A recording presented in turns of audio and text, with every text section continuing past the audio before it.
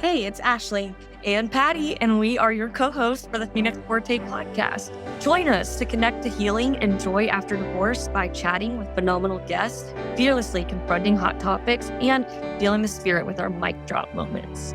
So jump into the flames, rise from the ashes, and be strong and loud as you hang out with us here at Phoenix Forte.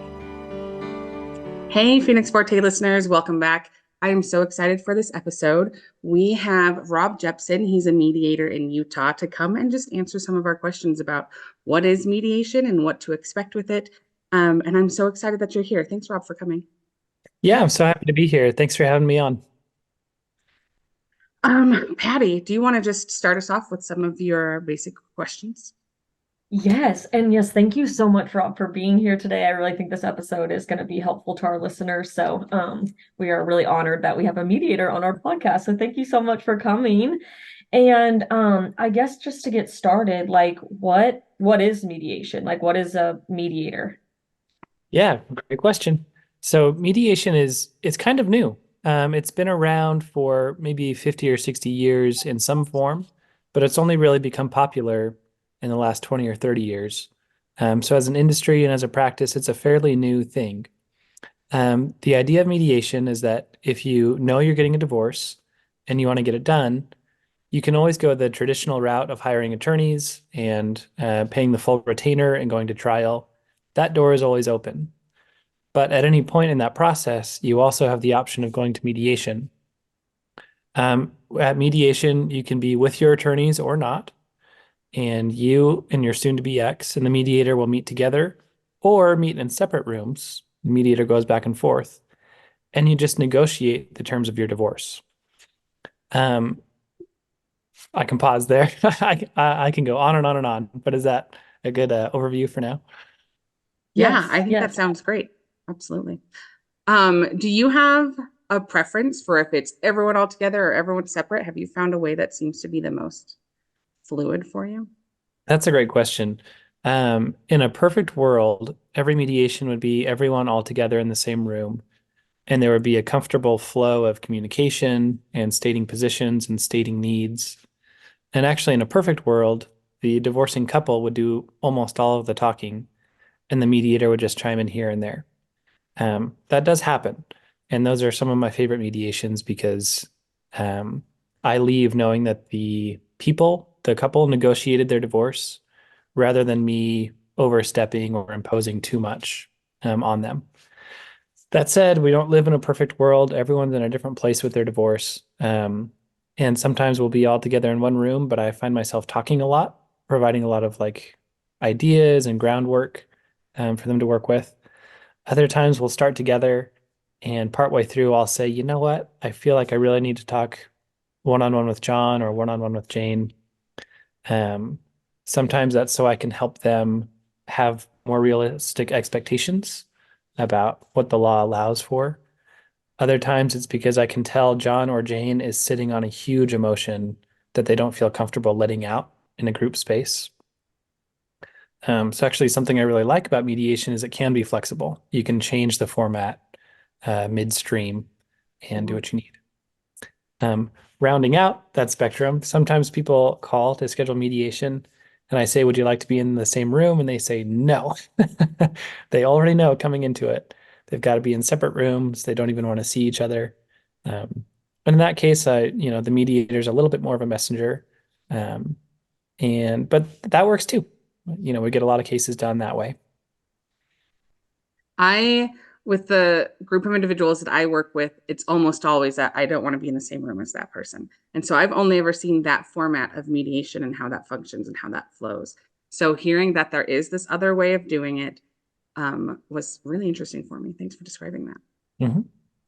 Yeah, and I think it's really cool too that you as a mediator like have that I love just like the care that you have in your heart for just the awareness of like the other person like maybe sitting on a big emotion or you being able to kind of read the room that way to kind of give them the space to be like let me see if I can talk one-on-one with this person. So I think that's really good. It sounds like you're kind of there to, I don't know, have everyone's back, I guess, so I really like that. That's comforting for sure.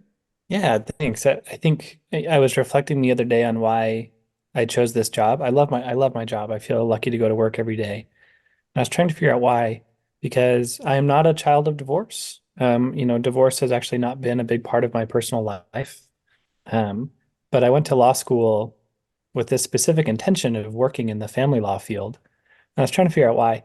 And as best as I can figure it out, I think I feel kind of drawn to this really vulnerable moment in people's lives where everything's on the table. Their kids are on the table, money's on the table, their hearts are, kind of on the line. It's a very vulnerable moment. So I don't think I or any mediator does a perfect job of balancing the legal interests and the financial interests and the emotional interests. But on a good day, mediation can be a combination of those three things. And on a good day, everyone leaves feeling at least mostly satisfied on all three fronts. That was a bit of a speech. Sorry. No, I really love that Was speech. it? I'm like, keep going. It was fantastic. Yeah. How long have you been doing mediation? Been mediating full time for a little over 2 years, and I did on and off before that. I started my training in mediation back in 2018, but didn't start doing it full time until more recently. Okay. Are there different types of mediators? Like if I was about to pursue a divorce and I wanted to go the round of mediation, are there some that like legally understand what's going on and others that are maybe just helping you communicate? Are there different levels of mediators? Oh yeah, definitely. And I think anyone who's considering mediation, it's definitely in your interest to shop around. Um, you know, Sometimes people call me and they want to do mediation. And even though I love mediating and I want to work with people, I'll often tell them, this was a good consultation, but definitely go explore your options. So there are a couple of dimensions to this. One dimension is some mediators are more communications oriented or they have a therapy background. They're a lot more focused on the heart. In contrast, a lot of mediators have a legal background. They've been attorneys for 10 or 20 years, or they're even retired family law judges. And they bring different perspectives, right? The communications type mediators tend to be good at getting down to the core issues and resolving, conflicts of the heart. Legal oriented mediators tend to be better at saying, like, that's unrealistic. A judge would never approve that. Let's not talk about a scenario where you have 98% custody and she has 2% custody because that would never fly. So obviously both backgrounds can be extremely helpful. And ideally you would have a blend. I always say the ideal mediator would have experience practicing law, be a therapist, and have financial training as well. There are not a lot of mediators around who are like that, but that would be the ideal. A second dimension is more about how directive the mediator is versus how hands-off. Some mediators are so hands-off that they literally won't even suggest ideas because they feel like that would be overstepping their bounds. They're there to facilitate, not to direct. So they don't even want to make suggestions. On the opposite end of that spectrum, you have mediators who are a little bit more judge-like, where sometimes they are, in fact, retired judges. And they'll say, well, if this issue came before me in court, this is how I would rule. So obviously that's two very different experiences if you're someone going through a divorce. My personal style, and I think most mediators are kind of a blend. We try to set realistic expectations about what the law allows. I certainly contribute like, well, here are the legal norms, here are the legal codes. Yes, I've seen this issue come up a lot. This is what the attorneys I work with always say about A, B, and C. But I try really hard not to impose my opinion or my suggestions on them. So I try to do it like a buffet, like, okay, here's the issue. We're talking about custody. Here are the major normal ways to do custody. And within that range, we can be flexible and then try to turn it over to them. But I've definitely had cases where we just had a real impasse and they were stuck. And no matter how many ideas I suggested, it wasn't helping. And in cases like that, I've actually said to clients, like, you might need a more directive mediator. You might need someone who's willing to tell you, this is what I think you guys should do. Boom, get it done. And other times I felt like I overstepped, or I was, giving too many ideas, or, we all have opinions, even if they're subconscious. And I've definitely felt myself being a little bit too opinionated and thinking, ooh, I got to back off Yeah. because this is not my case, not my life. So if we're shopping around for a mediator, do you recommend just kind of getting to know what style would you be most comfortable with and finding someone that matches that? Do you think you need to be challenged? What are your thoughts on how to find one that fits? Yeah, what a good question. I imagine I haven't been in this situation. I haven't been divorced, but I can imagine it's extremely tough to know what you need starting out. It's hard to know if you want to be pushed or if you don't want to be pushed. Yeah. I think a common trap is people want the mediator to be pushy, but only with the other side. Uh, Yeah, I can imagine that. I had a mediation last week where I was giving my introduction, I was explaining my style. We hadn't done a consultation before, so this was our first time meeting. And I said, well, let me tell you my style. I'll give you lots of ideas. I'll help you analyze, but I won't push you. That's not my style. And she said, oh, that's too bad because I'm all about pushing. I really want a pushy mediator. And I said, oh, well, if you want me to push you, we could get this done in like 30 minutes. I know divorce really, really well. We can have a very efficient mediation. And she said, oh no, I don't want you to push me. I want you to push the other side. Like, well, there's the rub. But anyway, acknowledging that it's hard to know exactly what you want or need, I think the best thing you can do is call a couple of different mediators. If they offer a free consultation, do a free consultation, or read their reviews, read their website, and just do kind of a vibe check. Yeah. Just, you should be able to feel like, oh, this guy or this woman is pushy. We kind of need that. Or, this person seems too hands off. I don't know. Yeah. Yeah. Some. Wow. Yeah. I've never actually had a mediator either, even though I'm divorced. I didn't have any kids in my specific scenario. And like we had only been married for like a pretty short amount of time. So we didn't have to go through any sort of mediation. But so I would have never thought of any of these things. So that is super helpful information to know, like, and especially to pass along that to be prepared for mediation, just to like shop around, read reviews, call them, see if they offer free consultations, kind of like doing a good vibe check of like, okay, do I feel safe with this person? Is this person going to push me enough? Just kind of finding a balance. And I imagine as the mediator, as you were sharing about the other things before that, it must be like really hard to like kind of stay pretty balanced and navigating so many different like personalities in a room and all those kinds of things. So like my heart goes out to you especially for sure. Well, thanks for saying that. And I'll say again that I really feel it feels like a privilege when people choose you for mediation because there is so much vulnerability and I don't know, just so much on the line. Um, I'll acknowledge that I apologize to people all the time. I'll say, I feel like I overstepped just now, or I feel like I wasn't sensitive enough to that issue. I'm really sorry. So thank you for the compliment. And I want to make it clear that mediators, or at least I, am not perfect at this job. There's a lot going on. Yeah. Yeah. So I've seen lots of the high conflict cases. And so often in those ones, it's like the attorneys say, here's some mediators that we would recommend.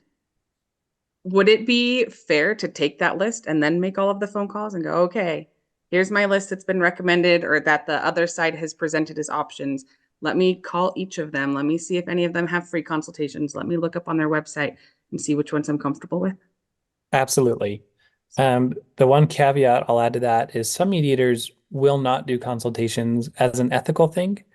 They worry that if they do a consultation, they will subconsciously develop a bias in favor or against the person who called. Um, so yes, I would call around for sure, but just with that heads up Yeah. that some mediators might not do that. And that maybe not doing that might show a positive thing. Absolutely. Yeah. Not just sense. Yeah. Yeah. In fact, if I can hijack that thought for a minute, there's this concept of impartiality in mediation, where the mediator is not supposed to take sides. They're supposed to remain truly neutral.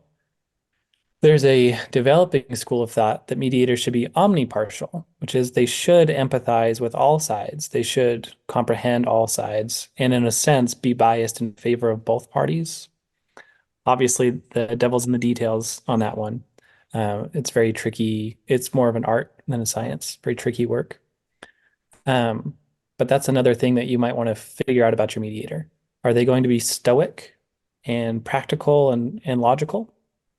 Or are they going to really empathize with both parties and try to find any common ground that the parties have emotionally? Even though people are divorcing, usually their hearts are burning for their kids. They have a shared interest in their kids thriving. Most people have a shared interest in the other one being okay financially. So there's a push and pull where, you got to watch out for yourself and your own finances. But typically people do care about their ex-spouse doing well, even if only for the sake of the kids.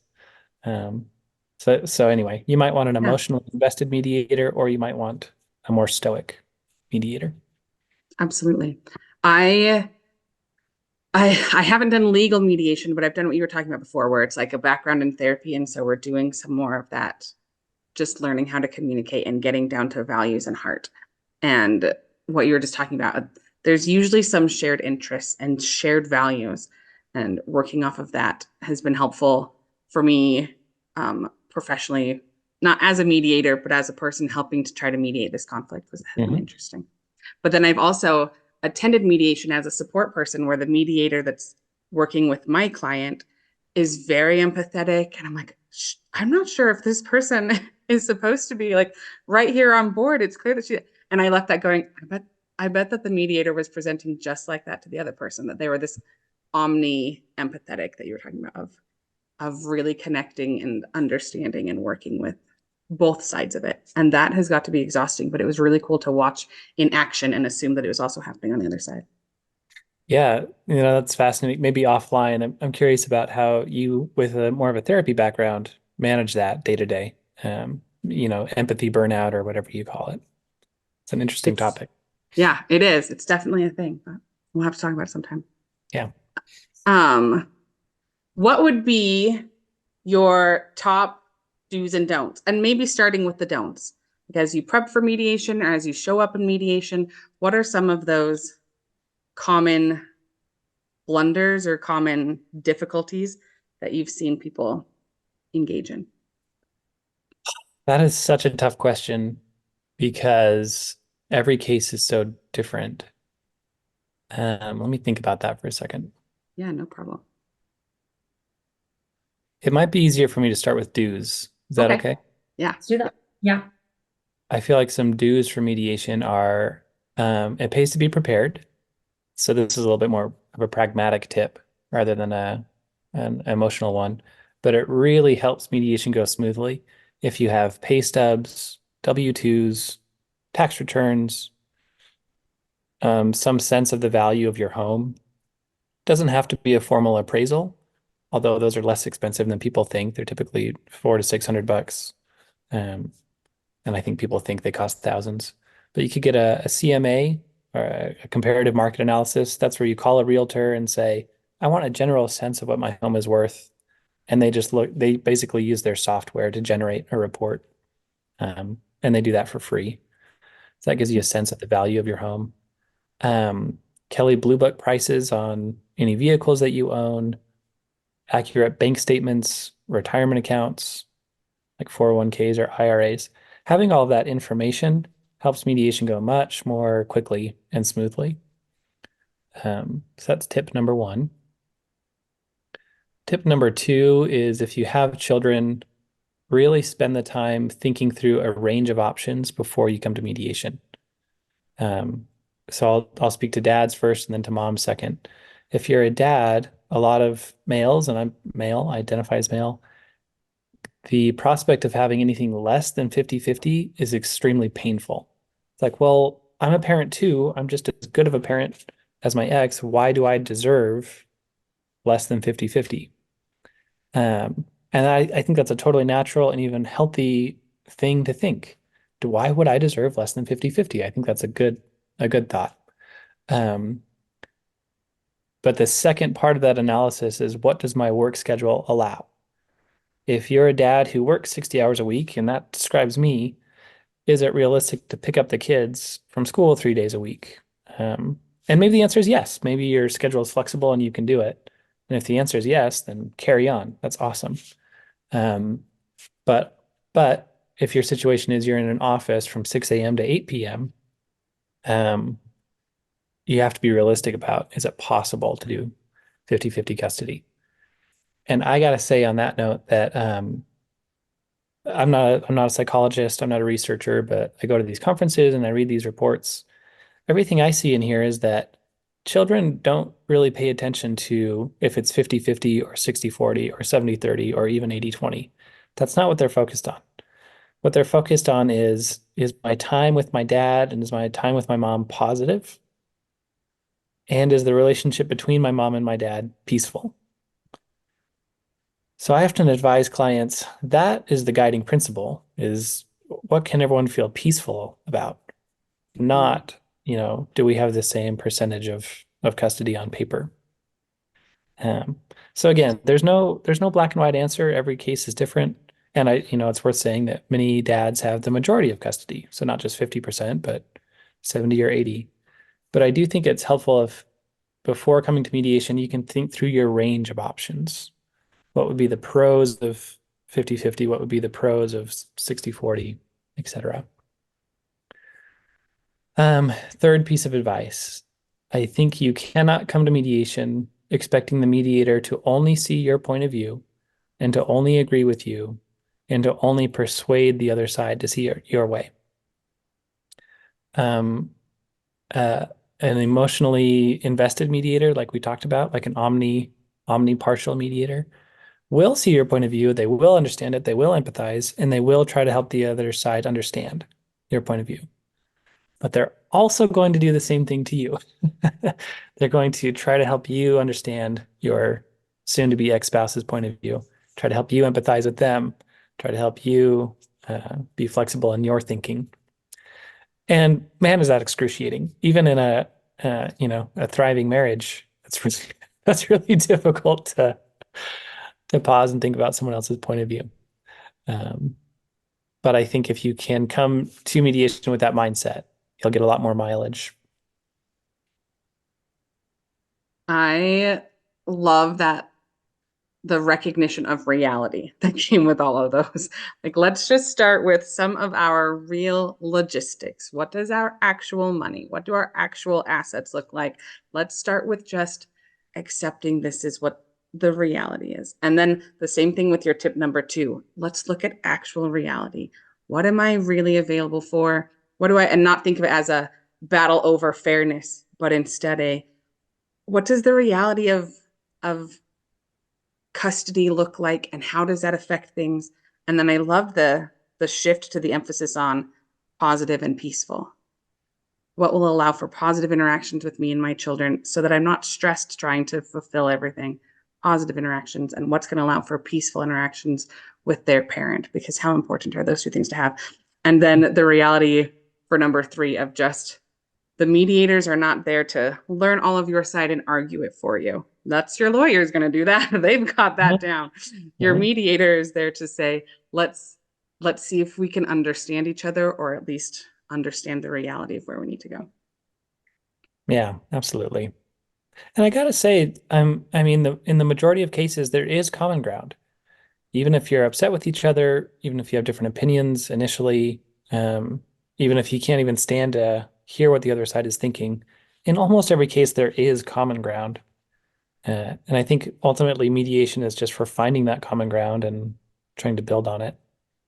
Absolutely. I think that's very hopeful for probably some of our listeners to just remember that there is, even in some of the most difficult cases, there is some form of common ground. So there is a little bit of hope found in there, that you can build on that. So I think that's comforting to know for sure. Yeah, absolutely. I do want to say one more thing on that, if that's okay. There are cases that need judges. And that's coming from a mediator who spends all day, every day helping people find the common ground. I really believe in mediation. I really believe in negotiating a settlement on your own. But there are cases where there's abuse. There are cases where there are genuine personality disorders. We've all seen this in the divorce field. People tend to really overblow. Like if their spouse is a little bit selfish, they'll say, well, he or she is a narcissist. And I'm always like, ooh, That is a heavy diagnosis. Let's reserve that for the real cases. But there are real cases um, where things are extremely difficult. The other side won't listen. They won't bend. They won't be reasonable. So although I've really believe in mediation, I do want to be realistic that in some cases, it's you got to go to court, and it's a very good thing that we have attorneys and judges who can force a decision that a mediator cannot force. Absolutely. I feel like if we spent all of this time and energy and emotion in mediation and weren't able to come to a common ground, I would leave mediation feeling like a failure or like I wasted all of that time. And so I appreciated your reframe of no, there are times when this is needed. And that's why we also have the ability to have a court and to have a judge that just says this is what needs to happen, and to be grateful that that option is available. Yeah, it is a good thing. That's for yeah. Yeah. I'll leave it there, but yes. But we also support mediation, right? So Yes, glad that we yes. have both. Yeah, I appreciate that acknowledgement too, that there are some cases that, yeah, those things really are present, and it's okay to have the peace of knowing, like, no, we tried this and we need to be in a court of law. Like, this needs to be before a judge, and so he can or she can force certain decisions or outcomes. So, yeah, I Mhm. think that that's definitely a good thing to know too. Yeah. Can I say something here about the mandatory nature of mediation? Yeah. It was either 2004 or 2005. I'll have to double check. The state legislature made it mandatory to go to mediation before a judge will hear your case. So what that means is even if you hire attorneys, even if you think there's no chance that you'll reach a deal in mediation, you still have to go and at least try. Um, the reason the legislature made that decision is because the statistics are overwhelmingly positive. It's like 85% of the time, mediation is successful. So, from a public policy standpoint, the legislature, I'm inferring here, but I've also heard anecdotally, they were thinking, yeah, there might be cases where this is a waste of time, but overall, this is going to do way more good than harm. Um, so, I do want people to know that you will have to go to mediation as part of your divorce, even if you think you're heading for trial. There is a glimmer of hope that even if you're not bought into mediation, it will work. I do have cases pretty frequently where we get the deal done, and at the end, the parties and the attorneys all say, "We didn't think we were going to get a deal done today," and that's such a good feeling. I bet, yeah. But last point, there are waivers. There are circumstances where you can apply for a waiver for mediation. I actually don't know the ins and outs of that, so to anyone listening, you'll have to research that. But I want to acknowledge that that is a thing. I think it's reserved for cases of abuse or extreme financial strain. There's a process for trying to have mediation waived. Oh, okay. And that's in the state of Utah, right? Yes. Mhm. Do all, you don't need to know this, but do all or the majority of states in the country have that mediation requirement, or is that kind of a Utah specific thing? All I know is that it's different in every state. There are also different requirements for mediators in different states, and some you have to be a lawyer, etc. But I can really only speak to Utah. Right, absolutely. Thank you. Yeah. Patty, do you have any more questions? I don't think so. I feel like he really like answered all the ones we wrote down, even some of them before we could ask them. So that was perfect. Like, you just touched on all the things that we were hoping to get. Like, yeah, I don't know if there's even anything specific actually that you wanted to ask even for like our listeners specific. Like, a lot of our listeners probably are coming from a situation where abuse is present. Mm. Um, no, that doesn't necessarily, like, not always or whatever, but there are probably, we're probably more populated with our listeners than it is. So I feel like just a lot of the things that you touched on that was really helpful. So yeah, I didn't know if there's anything specific actually that you had thought of or Oh, anything. yeah. I have one more question actually. Okay. We often go through mediation, or mandatory in Utah to go through mediation as part of the divorce process. How often do you see divorced couples coming back to modify things? And is that mediation process different than your first one? Oh yeah. So it's very common to come back to mediation for a modification. So let's say you've been married, or I'm sorry, let's say you've been divorced for 3 years. Things were working out okay, but you've hit a snag. Custody needs to change, or child support, or anything. It's very common to go back to mediation for a modification.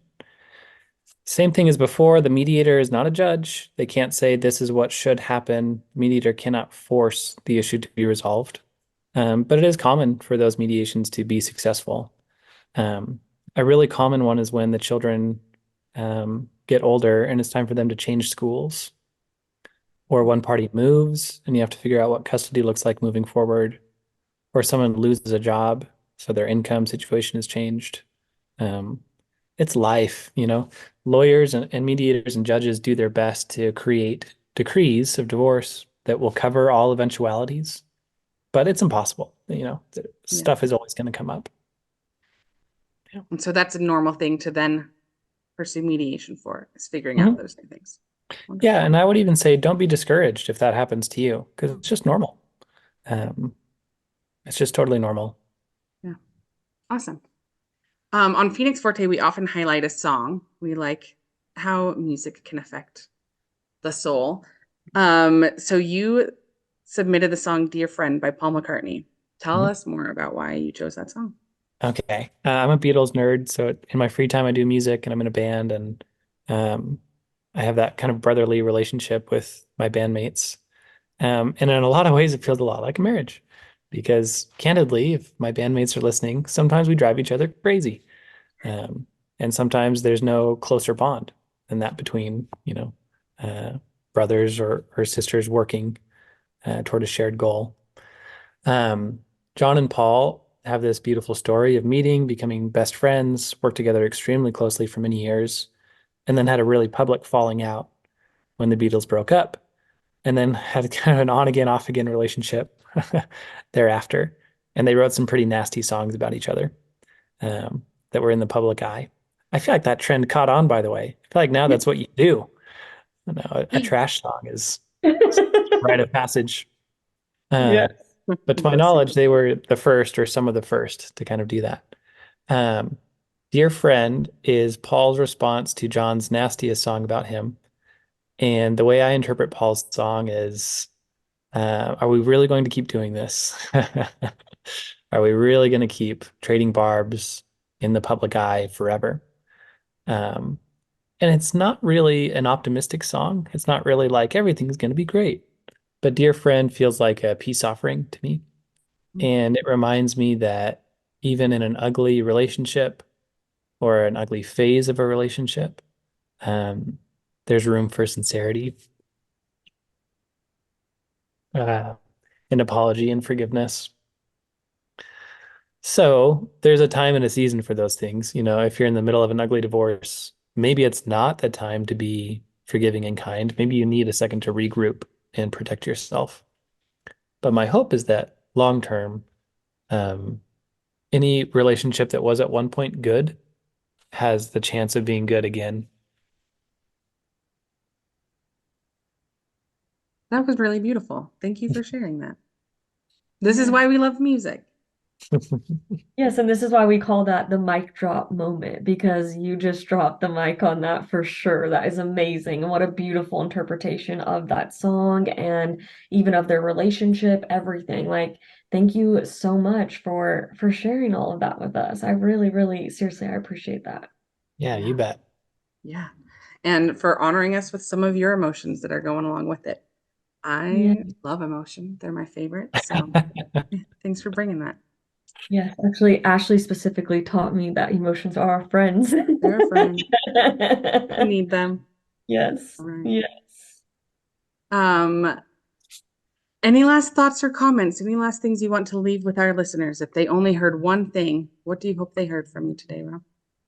Yeah, let me drop one more pragmatic tip. So Patty, you mentioned that some of your listeners may be going through an abusive relationship or an abusive separation. I wanted to make it known that if you're not able to get a waiver to get out of mediation, you can still absolutely request that your mediation be done over Zoom, so that there's no chance of having to see your abuser. It's very, very common to use Zoom anyway. It's just convenient, but especially in a domestic violence situation, You absolutely have the right to request that. If your mediator won't accommodate Zoom, let's say they can't, you have the right to pick a different mediator. So I want people to feel safe as they're navigating this aspect of divorce. Perfect. Thank Yeah. you. I'm so glad that you brought in that last little tidbit, because how important is it, especially if we're trying to make clear decisions, to be able to feel safe enough to make them and to Yeah. access that vulnerability that's required to come in and understand. Thank you. Yeah. Can I give one more just kind of general Please. outro? I think that conflict is part of life, whether it's a marriage or a parent-child relationship or a band or a business partnership. There just is conflict. And I would say if there's not conflict, well, probably there is conflict. You're just not recognizing it and acknowledging it. I think a lot of psychologists who I've read, and certainly a lot of mediators, feel like there's a need for humans in general to acknowledge this concept of, yes, there are going to be disagreements, there are going to be interests that are at odds. So I want to just do my part to help normalize that, and say that mediation is not a sign of failure. In fact, I believe that divorce is not always a sign of failure. Sometimes things just don't work, and that is okay. And I think mediation and divorce are actually a good opportunity to learn how to deal with conflict better. So rely on your therapists and rely on your attorneys and rely on your mediator to gain those skills as you go through the process. Because you can only get better at it. You know, if you go through this with an open heart and an open mind, you will gain skills that you can use in the rest of your life and that you can teach your kids and that you can use to have a more successful co-parenting relationship moving forward. Yeah. Wow. I wish we could like have you spell that one more time so listeners like back it up and re-listen to that one more time, because that was really, really good. And I completely agree. Like, especially with everything you've shared today, I can imagine that all of that to be very true, and just to gain those skills and to even just learning to communicate better and to find common ground and all of those things. So yeah, that was very beautifully put. Yes, absolutely. Thanks so much for coming on today, Rob. Thank you guys so much for having me. I love what you're doing here. Yeah. And to our Phoenix Forte listeners, remember, you're not crazy and you're not alone. We'll see you again next time. See ya. Thanks for listening, everyone. We would love to hear from you. Please connect with us on social media at Phoenix Forte Pod, POD. Feel free to send us any questions or comments on Instagram.